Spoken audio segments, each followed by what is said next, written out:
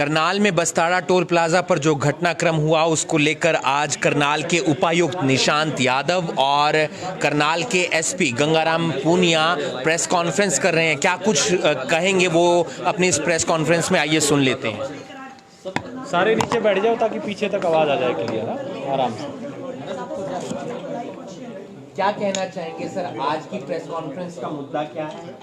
तो आज का जो मसला है आप सब लोगों को मालूम है, कल माननीय मुख्यमंत्री महोदय का और हरियाणा सरकार के अन्य काफ़ी जो गणमान्य व्यक्ति हैं उनकी एक मीटिंग थी यहाँ पे, और उस संदर्भ में जो व्यवस्थाएं की गई थी उनमें व्यवधान डालने के लिए कुछ लोगों की तरफ से इस तरह की बात आई थी, और हमने उसको बस्ताड़ा टोल प्लाजा पे नाका लगा करके रोका है। उसमें हमारी तरफ से उन पे समुचित बल प्रयोग भी किया गया है।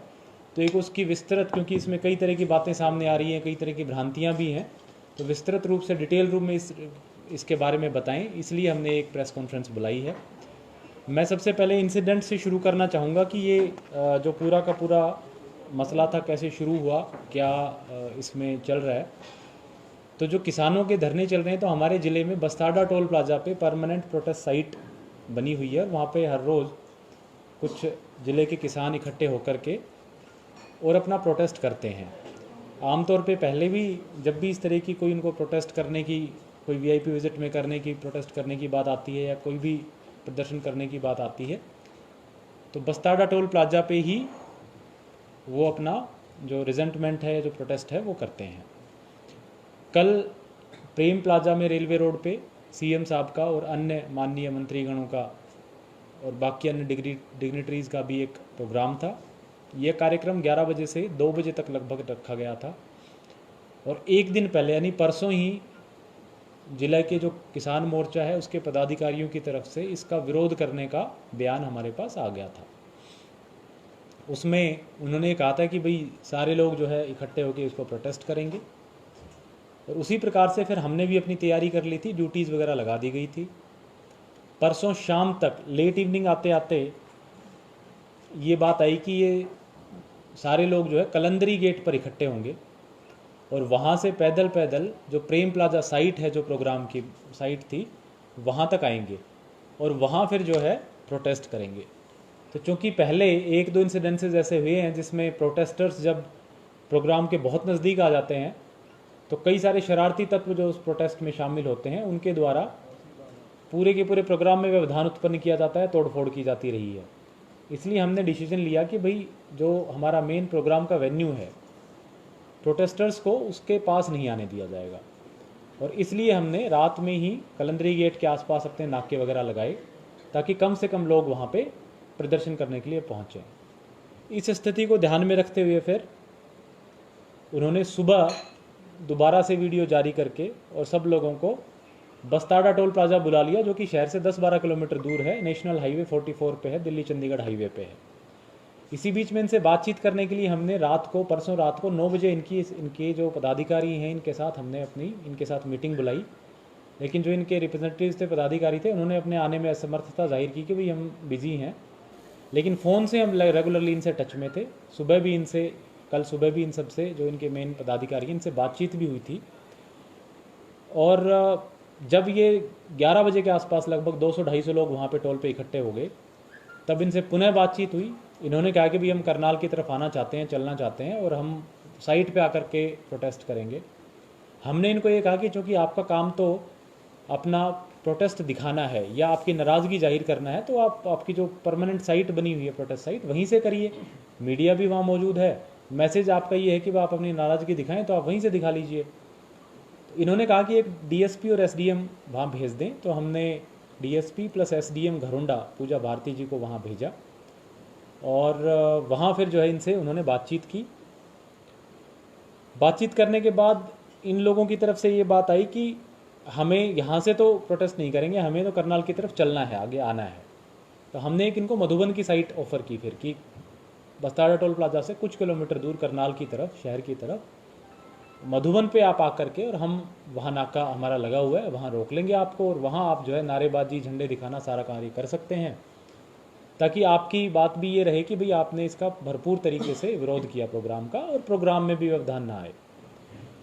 लेकिन इस बात को नहीं माने और उन्होंने फिर वहाँ पे हाईवे पे जाम लगाने की ठान ली। चूँकि नेशनल हाईवे 44 बड़ा क्रिटिकल सा है, दिल्ली चंडीगढ़ को जोड़ता है, आगे भी कनेक्टिविटी देता है, और नेशनल हाईवे को जो जाम करना तो वैसे हाईली अनलॉफुल एक्टिविटी है। तो हमने इनको उठाने के लिए पूरे प्रयास किए, इनको वार्निंग भी दी। मैं आपसे वीडियोस भी अभी डीपीआरओ साहब से कहूँगा एक बार शेयर कर लेंगे आपसे, जिसमें टाइम एंड अगेन हमारे जो ड्यूटी मजिस्ट्रेट्स हैं, वहाँ ऑफिसर्स हैं, वो माइक लेकर के इनको वार्निंग दे रहे हैं कि भाई आपकी जो असेंबली है वो अनलॉफुल हो गई है और आप अब यहाँ से हट जाएं, नहीं तो हम फिर बल का इस्तेमाल भी करेंगे और आपको अरेस्ट भी करेंगे। तो वार्निंग देने के बाद भी उनकी तरफ से जब हाईवे पे बिल्कुल ही ये बात आई कि बैठ ही जाएंगे, और बैठ ही गए कुछ समय के लिए, उन्होंने इनफैक्ट 10-15 मिनट के लिए हाईवे बंद भी कर दिया। तो उनको वहाँ से हटाने के लिए जब हमारे जवान गए तो उस पर उन्होंने हमला किया। साइड में दोनों तरफ खेत हैं, तो वहाँ से पत्थर भी फेंके, उसके भी वीडियोज़ हम आपको देंगे। और कुछ किसान कस्सी वगैरह लेके भी फोर्स की तरफ भागे, उसके वीडियो वैसे मीडिया में ऑलरेडी गए भी हैं, उसके वीडियो भी हम आपको प्रोवाइड करेंगे। तो ऐसे में फिर जो मिनिमम बल प्रयोग की जितनी की आवश्यकता थी उतनी उन पर बल प्रयोग किया गया और कुछ समय में ही हाईवे को खाली करा लिया गया। और जो किसान थे, जो प्रोटेस्टर्स थे, वो आसपास के खेतों में चले गए, कुछ इधर उधर आगे पीछे चले गए। और ये फिर जो हाईवे था शाम तक ठीक तरीके से चलता रहा जब तक प्रोग्राम ना ख़त्म हो गया हो। इस बल प्रयोग में कुछ हमारे पुलिस के जवानों को भी चोट आई, जिसकी डिटेल अभी एसपी साहब बताएंगे। और जो किसान हैं, 5 या 6 किसानों को भी जो है इसमें चोट आई है। उनको हमने खुद अपने व्हीकल से सिविल हॉस्पिटल पहुंचाया, क्योंकि इंजरीज बहुत माइनर थी, तो उनकी ट्रीटमेंट हुआ और शाम तक उनको डिस्चार्ज कर दिया गया, छोड़ दिया गया। ये जो किसान नेता हैं, प्रोटेस्टर्स हैं, इनसे हम रेगुलर टच में हैं। हर महीने लगभग हमारी 2 बारी इनके साथ मीटिंग होती है और बड़ी सद्भावपूर्ण माहौल में बातचीत होती है कि आपने किस तरीके से प्रोटेस्ट करना है, किसी कार्यक्रम का व्यवधान नहीं करना, किसी गाड़ी पे तोड़फोड़ नहीं करना। इनफैक्ट जब 11 बजे कुछ वीआईपी व्हीकल्स उधर से आ रहे थे तो कुछ लोगों ने झंडे भी दिखाए और उस पर डंडे भी मारे गाड़ियों पे, जबकि हमारी जब इनसे स्पष्ट बातचीत हुई थी, संयुक्त किसान मोर्चा की तरफ से भी समय समय पे बयान आए हैं कि इनको प्रोटेस्ट करना है, विरोध करना है, झंडे दिखाने हैं, नारे लगाने हैं, लेकिन तोड़फोड़ नहीं करनी, डिसरप्शन नहीं करनी, गाड़ियों पे हमला नहीं करना, इस तरह की चीज़ें नहीं करनी। बट क्योंकि स्वाभाविक रूप से कोई भी प्रोटेस्ट होता है तो उसमें शरारती एलिमेंट होते ही है, और उनकी तरफ से जो है पुलिस पे, फोर्स पे, ऑफिसर्स पे पत्थर फेंके गए और इसके फलस्वरूप जो है उन पे जो समुचित बल प्रयोग था वो किया गया। एक और मसला जो आया है, जो मीडिया में काफ़ी चला है, वो एसडीएम करनाल के बारे में है। और उनकी एक वीडियो वायरल हुई है जिसमें वो पुलिस फोर्स को इंस्ट्रक्शंस देते दिख रहे हैं कि किस तरीके से बल प्रयोग किया जाना है। तो इस बारे में मैं सर्वप्रथम तो, चूँकि उस वीडियो की जो लैंग्वेज है वो, उसमें कुछ शब्द ऐसे हैं जो नहीं होने चाहिए थे, और उसमें इस वजह से प्रशासन का करनाल में मुखिया होने के नाते उन वर्ड्स पे मैं खेद प्रकट करता हूँ। वो शब्द जो है वो वीडियो में जो रखे गए, जो उन्होंने कहे, वो नहीं होने चाहिए थे। लेकिन जो हमारे जो एसडीएम हैं, जो वहाँ पे जिनकी ड्यूटी थी, आप सब ने, क्योंकि करनाल में लगभग 1 साल से वो सर्विस कर रहे हैं, आपने सब ने देखा है, सिंसियर ऑफिसर हैं, अपराइट ऑफिसर हैं। और हीट ऑफ द मोमेंट में जब ब्रीफिंग कर रहे थे तो उनसे वो कुछ शब्द निकले जो नहीं निकलने चाहिए थे। लेकिन जो उनका उद्देश्य था, इंटेंशन था, वो कहीं गलत नहीं थी।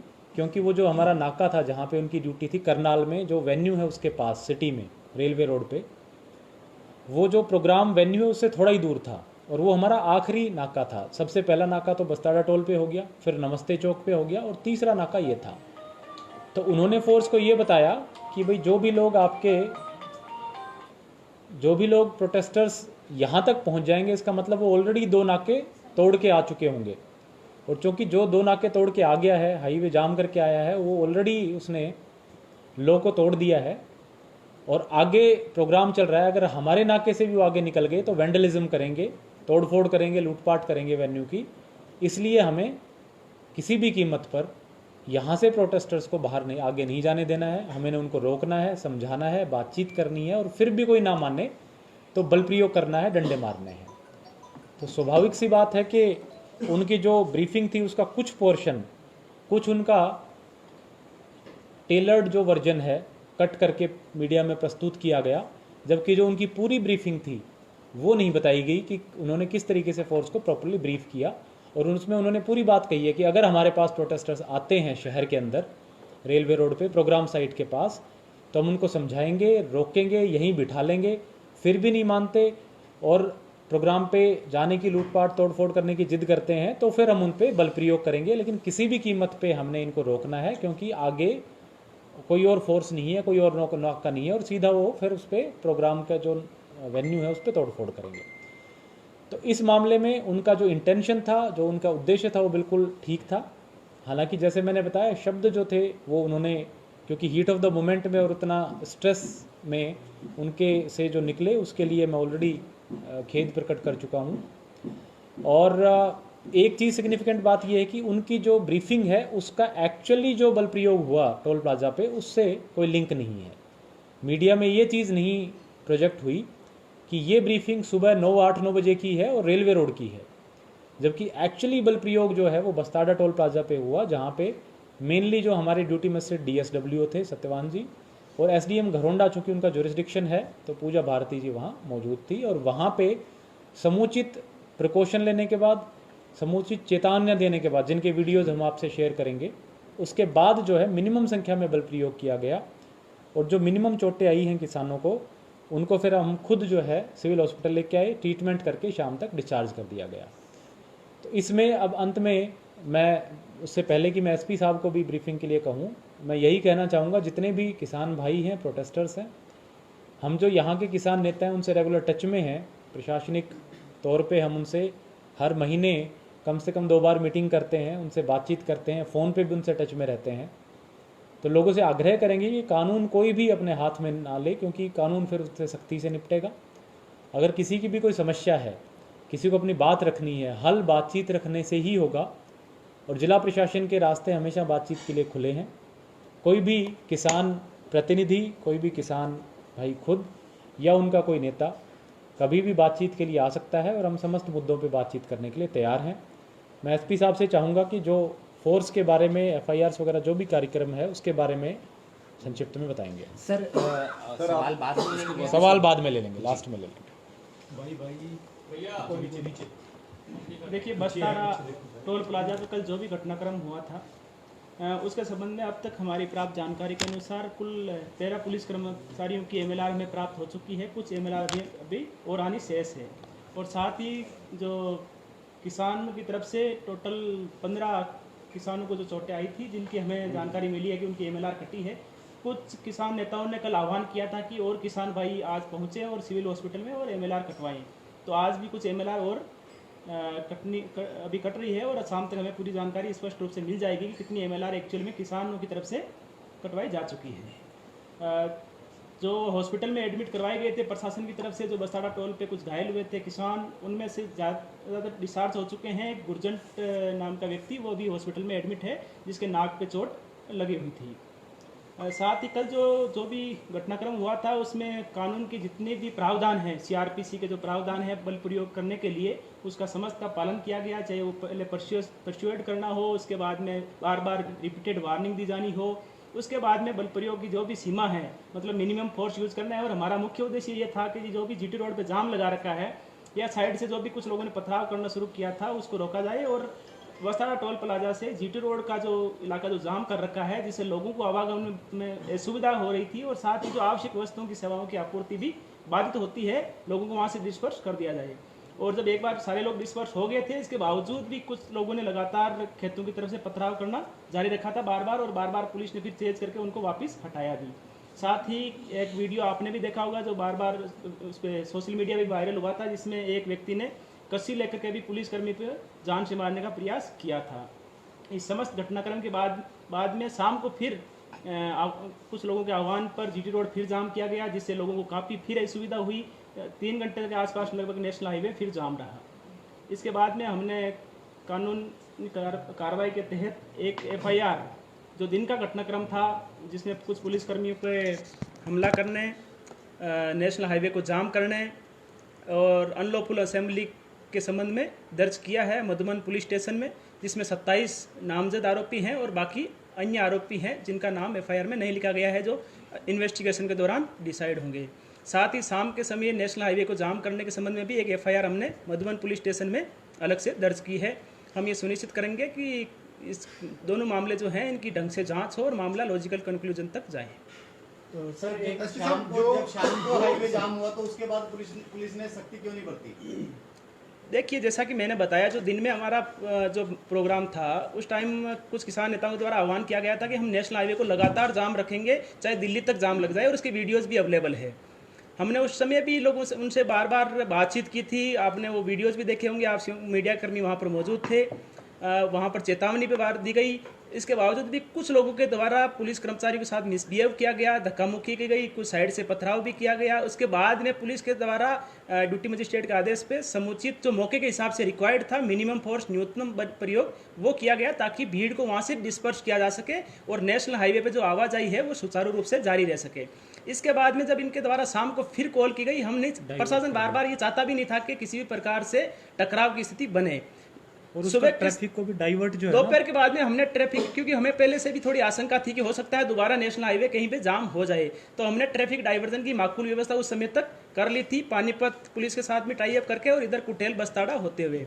तो शाम के समय जब इनके द्वारा फिर जाम किया गया, हमारे वहाँ पर एसडीएम साहब और डीएसपी साहब लगातार उनसे बातचीत कर रहे थे और हमने उनको उन्होंने कहा जी कि हमारे जितने भी लोग जो पुलिस ने कुछ डिटेन कर रखे हैं उनको रिलीज कर दिया जाए, और वो उस बात उसी समय हो गई थी। लेकिन वो इस बात पे एडमेंट थे कि उन लोगों को यहीं पे लाया जाए, जबकि उनके ऑलरेडी फ़ोन पे बात भी हो चुकी थी। इसके बावजूद भी उन्होंने लगातार एनएच को जाम किए रखा, और जब वो लोग वहाँ पर मौके पे पहुँचे उसके बाद में उन्होंने उनसे विचार विमर्श करके उस नेशनल हाईवे को जाम को खोला, जबकि हमने उनको पहले से ही आश्वासन दे दिया था कि जितने भी लोग हैं उनको फारिग कर दिया जाएगा, और वो लोग हैं वो आपके पास में ही पहुंच रहे हैं। लेकिन इसके बावजूद भी वो नहीं माने, और जब वो बंदे वहां पर मौके पे पहुंचे उसके बाद में जाम खोला गया। निशांत सर, क्या पॉलिटिकल इतना दबाव होता है कि एक आईएएस ऑफिसर इस तरीके से अपनी बात रखता है? क्या पॉलिटिकल इतना दबाव रहता है? देखिए, इसमें मैंने आपको बताया, ये बात है सारी ब्रीफिंग की उनको बताने की।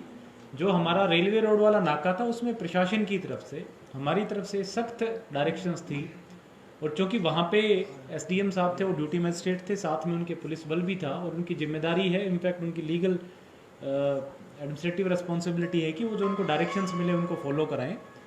तो उनको स्पष्ट डायरेक्शंस थी कि भाई किसी भी कीमत पे एट एनी कॉस्ट प्रोटेस्टर्स यहाँ से आगे नहीं जाएंगे, और जो उनको डायरेक्शंस दी गई स्वाभाविक रूप है कि वो डायरेक्शंस और वो ब्रीफिंग उनको फोर्स को भी देनी होती है, ताकि फोर्स के माइंड में भी डाउट ना रहे कि करना क्या है।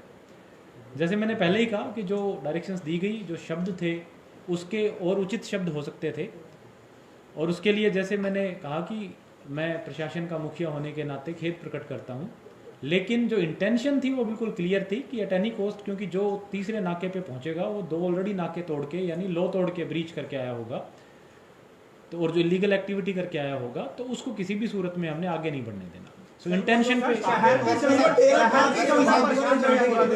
वाला रास्ता था, डेरा कार सेवा गुरुद्वारे में जाने वाला रास्ता था, और गुरुद्वारे के अंदर धार्मिक स्थल पर जाने के लिए रोकने के लिए गुरुद्वारे में हमारी जी जो शब्दों में वो कहना जो तो कहीं ना कहीं गलत नहीं, गुरुद्वारे में जो है वो रास्ता गुरुद्वारे से आ रहा था, और हमने गुरुद्वारे में भी चूंकि इनकी पहली कॉल ये थी कि डेरा कार सेवा में ही लोग गैदर होंगे, तो हमने उसके बाहर जो है नाका इस प्रकार से लगाया था कि जब लोग इकट्ठे हों तो वो बाहर ना चलें। हमने गुरुद्वारे में भी बात की और रेस्पेक्टफुली उनसे आग्रह किया, और हम धन्यवादी हैं कि उन्होंने हमारे आग्रह को स्वीकार किया, और गुरुद्वारा प्रबंधन ने ये इंश्योर किया कि भाई किसी भी तरह की कॉन्ग्रीगेशन हमारे यहाँ ना हो। और उन्होंने जब ये कहा कि भाई हमारे यहाँ हम नहीं करने देंगे मीटिंग, तब जाकर के इन लोगों ने बस्ताड़ा पे सर, एक किसान की मौत हुई है, ऐसी जानकारी आई है रायपुर जाटान में, आपके संज्ञान में मामला आया है? एक बार एसपी साहब बताना देखिए, जो ये मीडिया पे कुछ चल रहा था एक किसान की के वहाँ पर कल दिन में जो घटनाक्रम हुआ उसके दौरान चोटें लगी थी और उससे उनकी मौत हुई है। इस संबंध में मैं स्पष्ट करना चाहता हूं कि जितने भी एमएलआर जो किसान की कटी है उसमें से उनकी कोई भी एमएलआर नहीं है, और ना ही हमारी जानकारी के अनुसार कहीं पर वो हॉस्पिटल में गए थे। उसके बाद में वो शाम को ठीक ठाक घर पे गए थे, और रात में सोने के बाद में उनकी वहाँ पर डेथ हुई है, जो कि घर वाले कुछ लोग बता रहे हैं कि जो हार्ट अटैक से डेथ हुई है। तो पुलिस के द्वारा जो बल प्रयोग किया गया था उसमें चोट लगने से उनकी डेथ हुई है, ये ऐसी जानकारी बिल्कुल तथ्यात्मक रूप से गलत है। और साथ ही यदि इस प्रकार की कोई बात हुई भी होती तो घर वाले डेथ के बाद में निश्चित तौर पे पुलिस से संपर्क करते और पोस्टमार्टम करवाते। इस प्रकार की कोई भी जानकारी हमें नहीं दी गई। हमें जानकारी तब मिली जब दाह संस्कार हो रहा था। इसके बाद में कुछ लोग यहाँ से अलग अलग जगह से वहाँ पर पहुँचे हैं और उनके द्वारा ये कहा गया कि इस डेथ का उससे कल वाले घटनाक्रम से लिंक है, जबकि हमारे अनुसार इस घटना का उससे कोई लिंक नहीं है। जितनी बातें कही गई है वो तथ्यात्मक रूप से बिल्कुल गलत है। वाटर कैनन का पहले इस्तेमाल किया जाना था, उसके बाद आंसू गैस थे, उससे पहले ही वहां पर लाठीचार्ज कर दिया। ये किसानों ने आज बिल्कुल स्पष्ट कहा है। देखिए इसमें जो जैसे मैंने कहा यूज ऑफ फोर्स है, उसका उद्देश्य था वो किसी को भी नुकसान पहुंचाना नहीं था।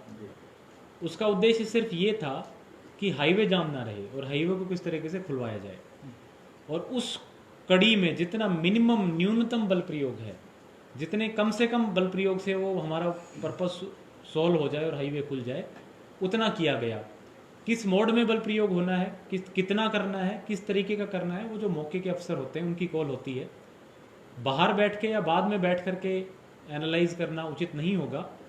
लेकिन जैसे मैंने कहा न्यूनतम बल प्रयोग हुआ है, इसीलिए आपने देखा भी होगा कि जो किसान हैं, जो 6 लोग हैं, उनको बिल्कुल मिनिमम सी चोटें आई हैं और इसी वजह से शाम तक उनको सबको उनकी इच्छा के अनुसार डिस्चार्ज भी करते हैं। आम जनता की बात करें तो आम जनता परेशान थी रूट को लेकर, उसके लिए कुछ व्यवस्थित तरीके से इंतजाम नहीं थे। रूट के लिए दूध वाले फंसे थे, 3-4 किलोमीटर तक जाम था। बच्चों के लेडीज अपने बच्चे को लेके आ रही है। इतना प्रेशर था कि पॉलिटिकल की वो रास्ते भी बंद कर दिए, कोई किसी तरह के एम्बुलेंस के लिए। देखिए इसमें बेसिकली हमने एक दिन पहले यानी परसों शाम को मीडिया के थ्रू भी और वैसे भी एडवाइजरी जारी की थी कि जो पर्टिकुलर कुछ रोड्स हैं उसको अवॉइड किया जाए। और फिर भी चूंकि सुबह कॉल थी कि सारे के सारे लोग कैथल से, काछुआ से, मुनक रोड से रास्तों से आएंगे, तो वहाँ पे सख्त नाके लगाए गए थे। जैसे ही सिचुएशन ईज आउट हुई, जिस भी तरीके से लोगों को निकालना था वो निकाला गया। ज़रूरतमंद लोग थे उनको निकाला गया। हमारे पास भी, मेरे पास भी, एसपी साहब के पास भी प्रशासनिक स्तर पे बहुत सारे लोगों ने कांटेक्ट किया, बहुत सारी कॉल्स आई और उनकी यथासंभव जो भी हेल्प हो सकती थी वो की। मैं मानता हूं कि कुछ लोगों को इसमें जो कि जिस तरह की व्यवस्था थी परेशानी रही होगी, लेकिन फिर भी प्रशासन की पूरी कोशिश थी कि जहाँ जहाँ भी नाके लगे हैं वहाँ ऑल्टरनेट रूट रखे जाएँ और जो भी पुलिसकर्मी उस नाके पे जिसकी ड्यूटी है वो उनको समुचित तरीके से ऑल्टरनेट रास्तों के बारे में बताए और क्लियर कराए, ताकि लोगों को कम से कम देश से लेकर कुछ पुलिसकर्मियों को धार्मिक आधार पर निशाना बनाया गया, घरों तक का घेराव किया जा रहा है। देखिए इस संबंध में सोशल मीडिया पे कुछ लोगों के द्वारा पोस्ट डाली गई है और जिसमें पुलिसकर्मियों को उसके द्वारा धमकाया भी गया है। और एक पोस्ट में तो एक पुलिसकर्मी को गोली मारने तक की धमकी दी गई है। ये बिल्कुल कानून के खिलाफ है और हम ये सुनिश्चित करेंगे कि ऐसे व्यक्ति जो पुलिसकर्मियों को जो अपनी ड्यूटी कर रहे हैं, जो भी उनकी वाजिब ड्यूटी बनती है और जो भी सीनियर्स के आदेश से उनकी पालना कर रहे हैं, उनको जो भी व्यक्ति इस प्रकार से धमकाने का काम या उनकी ड्यूटी बाधित करने का काम करेगा और उनके घर वालों को अनावश्यक तौर पर परेशान करने का काम करेगा, हम उनके खिलाफ सख्त कानूनी कार्रवाई करेंगे। जो एक व्यक्ति के द्वारा इस प्रकार की पोस्ट डाली गई है, हम उसमें FIR भी दर्ज कर रहे हैं और साथ ही आवश्यक रिकॉर्ड कलेक्ट करके उस व्यक्ति के खिलाफ कड़ी कानूनी कार्रवाई भी सुनिश्चित की जाएगी। एक सवाल, देश से लेकर विदेश तक करनाल की चर्चा है, फजीहत भी हो रही है क्योंकि अलग अलग कमेंट्स जा रहे हैं, पोस्टें जा रही हैं। आपको लगता है ये बल प्रयोग टाला जा सकता था? देखिए मैंने पहले ही बताया चूंकि कि जो बल प्रयोग किया गया था वो मिनिमल किया गया था, न्यूनतम किया गया था। और अगर बल प्रयोग ना होता तो हाईवे लंबे समय तक जाम रहता, क्योंकि ट्रैफिक डाइवर्जन की व्यवस्था उस समय तक हमने नहीं की थी। क्योंकि जब हमारी इनसे सुबह बातचीत हुई कल, तो इन्होंने स्पष्ट रूप से कहा था कि हमारा कार्य शांतिपूर्ण तरीके से विरोध करना है, हमारा पर्पस ना तो हम किसी चीज़ को नुकसान पहुंचाएंगे, ना ही हाईवे जाम करेंगे। और जैसे मैंने कहा, हम उनसे रेगुलरली किसान नेताओं से टच में थे, हमारी बातचीत भी होती थी, तो उनकी तरफ से बिल्कुल ये स्पष्ट मैसेज था। और मुझे नहीं लगता उनकी तरफ से बाद में भी कोई मैसेज चेंज हुआ होगा। लेकिन कुछ शरारती एलिमेंट, जो भी कोई प्रोटेस्ट होता है उसमें कुछ 10-20-30% शरारती एलिमेंट घुस ही जाते हैं और उनकी तरफ से जानबूझ के जब हाईवे जाम करने का कॉल लिया गया और इनफैक्ट हाईवे जाम कर दिया गया, तो हमारे पास कोई और चारा नहीं था, हम नहीं चाहते थे। और इनफैक्ट 15-20 मिनट के जाम में कई किलोमीटरों तक की लाइन लग गई थी वहाँ पे। तो प्रशासन की मजबूरी थी कि भाई उन सब लोगों को क्लियर कराने के लिए मिनिमम बल प्रयोग किया जाए। क्योंकि देखिए, हाईवे जाम करना, आप सब एग्री करेंगे, कानून तोड़ना है। और जब कानून तोड़ना है और जब उनसे आग्रह के बाद भी वो कानून तोड़ने पे बार बार बैठे रहें कि हमने कानून तोड़ के ही रहेंगे, तो न्यूनतम बल प्रयोग किया गया ताकि कम से कम किसी को नुकसान। खालिस्तान की तरफ से एक मैसेज वायरल हुआ है कल की घटना को लेकर, क्या इस घटना के खालिस्तान से कोई कनेक्शन है? बिल्कुल नहीं होना चाहिए, और अगर कोई भी इसको इस तरीके से कनेक्ट करता है और तो लीगली कानून के हिसाब से सख्त कार्रवाई की जाए।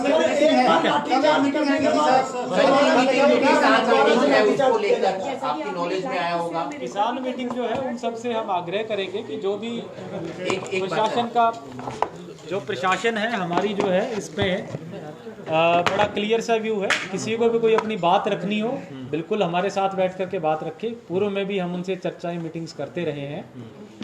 अगर कोई भी प्रतिनिधि कोई भी किसान बातचीत करने के लिए आगे आता है, हमारे दरवाजे खुले हैं, लेकिन प्रशासन की तरफ से उनको अपील रहेगी कि कोई भी कानून को हाथ में ना ले। अगर कोई कानून को हाथ में लेने की कोशिश करता है तो सख्ती से निपटा जाएगा। तरफ से चीज की गई, हम आइडेंटिफाई भी कर रहे हैं और उनके खिलाफ कार्रवाई भी करेंगे। इस वीडियो को आप ज्यादा से ज्यादा शेयर कीजिए। हमारे साथ थे करनाल के उपायुक्त निशांत यादव और करनाल के एसपी गंगाराम पुनिया, जिन्होंने एक बात पर सबसे ज्यादा बताया, वो है मिनिमम बल प्रयोग, और मिनिमम बल प्रयोग किया गया ऐसा उनकी तरफ से कहा गया। इस वीडियो को आप ज्यादा से ज्यादा शेयर कीजिए। फिलहाल तमाम बातें रखी गई, तमाम चीजें कही गई और तमाम चीजों के साथ साथ उन्होंने खेद प्रकट किया है उस बयान को लेकर जो एसडीएम आयुष सिन्हा की तरफ से वीडियो के अंदर कहा गया। उन्होंने तमाम बातें जरूर कही हैं, लेकिन उन्होंने खेद प्रकट किया है उस बात को लेकर जो एसडीएम आयुष सिन्हा का वीडियो जारी हुआ था उसके अंदर। लेकिन उन्होंने ये जरूर कहा कि लगातार हम संपर्क में थे, किसानों के साथ संपर्क में थे, बातचीत हो रही थी। बातचीत होने के बाद वहां पर हाईवे जाम कर दिया जाता है। जब हाईवे जाम होता है तो फिर मिनिमम बल प्रयोग किया जाता है, क्योंकि अगर हाईवे जाम हो गया है, क्योंकि रूट डायवर्जन हुआ नहीं था, ऐसे में लंबी लंबी लाइनें लग जाती है और उस हाईवे जाम को खुलवाना था, जिसके चलते वहां पर मिनिमम बल प्रयोग किया गया। ऐसा करनाल के उपायुक्त निशांत यादव का कहना है, करनाल के एसपी गंगाराम पुनिया का कहना है। एक खबर आ रही थी कि रायपुर जाटान के एक किसान की मौत हो गई है, लेकिन वो मौत हार्ट अटैक से हुई है, ऐसा पुलिस का कहना है। हालांकि वो कल के प्रदर्शन में शामिल जरूर हुए थे, लेकिन उनकी मौत किसी लाठीचार्ज के दौरान नहीं हुई है, किसी बल प्रयोग के दौरान नहीं हुई है, किसी चोट लगने के कारण नहीं हुई है, बल्कि उनकी मौत जो हुई है वो हार्ट अटैक के कारण हुई है और पोस्टमार्टम भी नहीं हुआ है। एसपी गंगाराम पुनिया ने बताया कि तकरीबन 13 पुलिसकर्मियों की एमएलआर कटी है, यानी कि 13 पुलिसकर्मियों को भी चोटें आई हैं। और साथ ही साथ उन्होंने कहा कि किसी जाति विशेष के पुलिसकर्मी को या जाति विशेष के किसी किसान को टारगेट ना किया जाए, वरना फिर कार्रवाई की जाएगी, क्योंकि सोशल मीडिया पर लगातार पोस्ट चल रही हैं। और उन्होंने कहा है कि अगर ऐसी कोई पोस्ट डालता है और ऐसी कोई उन्हें धमकी देता है जाति विशेष को लेकर, तो फिर उसके खिलाफ भी कड़ी कार्रवाई की जाएगी। हाईवे जाम हुआ, उसके बाद चेतावनी दी गई थी, प्रशासन की तरफ से चेतावनी दी गई थी, सीधा बल प्रयोग नहीं किया गया था, ऐसा प्रशासन का कहना है। जब चेतावनी देने के बाद भी तमाम किसान नहीं माने, उसके बाद मिनिमम बल प्रयोग किया गया है, ऐसा प्रशासन का कहना है। और भी तमाम बातें आपने सुनी जो प्रशासन की तरफ से रखी गई। कल की एक अहम मीटिंग है, किसानों की अहम मीटिंग है, उसको लेकर बात साफ कर दी गई है कि हमारे दरवाजे खुले हैं, यानी कि प्रशासन के दरवाजे खुले हैं, कोई भी आकर बातचीत कर सकता है। पहले भी बातचीत हो रही थी, अगर कोई कानून का उल्लंघन करेगा तो फिर उसके खिलाफ कड़ी से कड़ी कार्रवाई की जाएगी, सख्ती से निपटा जाएगा। समझने की बात यह है कि कुछ लोगों ने, प्रशासन का कहना है कि वहां पर हाईवे जाम कर दिया, जिसके कारण ये तमाम पूरा घटनाक्रम हुआ और मिनिमम बल प्रयोग किया गया, ऐसा प्रशासन का कहना है। हालांकि कई किसानों को चोट जरूर आई है और उनका इलाज भी चल रहा है। आगे किसानों की तरफ से क्या कुछ कदम उठाया जाता है, क्या कुछ रणनीति बनाई जाती है, ये देखने वाली बात होगी। इस वीडियो को आप ज्यादा से ज्यादा शेयर कीजिए और बाकी तमाम खबरों के लिए आप जुड़े रहिए करनाल ब्रेकिंग न्यूज के साथ। नमस्कार।